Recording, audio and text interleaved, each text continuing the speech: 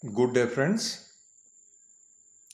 In the last, that is part number 8 of this first chapter of Geeta Rahasya, that is the introduction chapter. Just to recall, we have heard that the purport of Gita religion must also be to support energism, that is, to support action. So let us hear the last 2 pages of this chapter. But no commentator has properly explained what this energistic purport is and how that implied moral can be authoritatively based on Vedanta philosophy. Whichever commentator is taken, he totally neglects the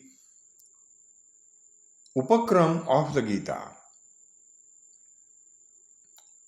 that is, its first chapter and the concluding upasamhara, or the conclusion, and the phala, or the fruits or the results, and becomes engrossed in discussing from a renunciatory point of view how the preaching in the Gita about the realization of the Brahman or about devotion support their respective cults, as though it would be a great sin to link together a permanent union between knowledge and devotion on the one hand and action or karma on the other. The doubt mentioned by me was experienced by one of these commentators who said that the Bhagavad Gita must be interpreted keeping before one's eyes the life of Sri Krishna himself and the non-dualistic philosopher Paramahamsa Sri Krishnananda Swami, who has recently died at Kashi or Benares or Varanasi, has, in short, Sanskrit monograph written by him on the Gita entitled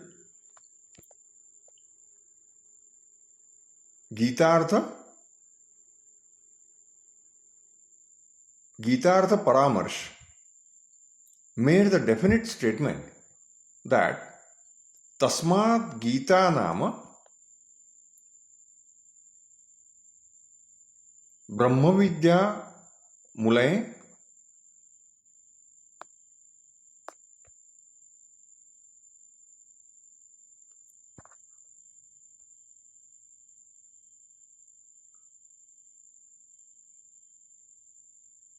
Brahmavidya Mulay Niti Shastram. That is, therefore the Gita is the philosophy of duty, that is, the philosophy of ethos, based on the science of the Brahman.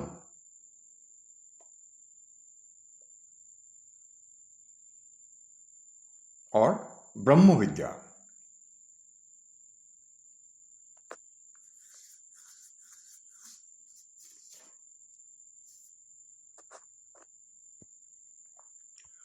The German philosopher Professor Dusen, in his work called The Philosophy of the Upanishads, has given expression to the same thoughts in one place with reference to the Bhagavad Gita, and several other Eastern and Western critics of the Gita have expressed the same opinion.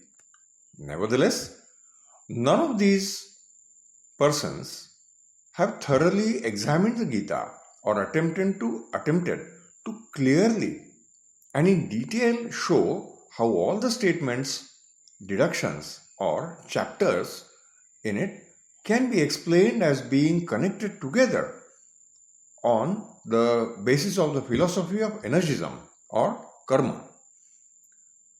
On the other hand, Professor Dusen has said in his book that such a conclusion would be very difficult to justify. Therefore, the principal object of this book is to critically examine the Gita in that light and to show the complete consistency which is to be found in it. But before I do so, it is necessary to deal in greater detail with the nature of the difficulty experienced by Arjun as a result of his having been caught on the horns of the dilemma of mutually contradictory ethical principles. For otherwise, the readers will not realize the true bearing of the subject matter of the Gita.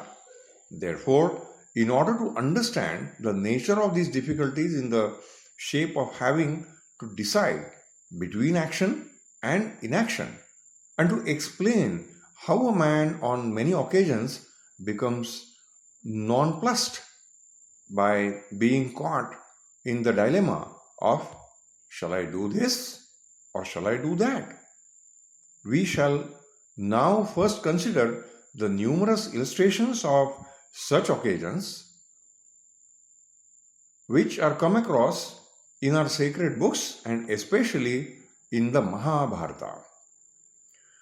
So friends, here chapter number 1, that is the introductory chapter of Geeta Rahasya, is concluded.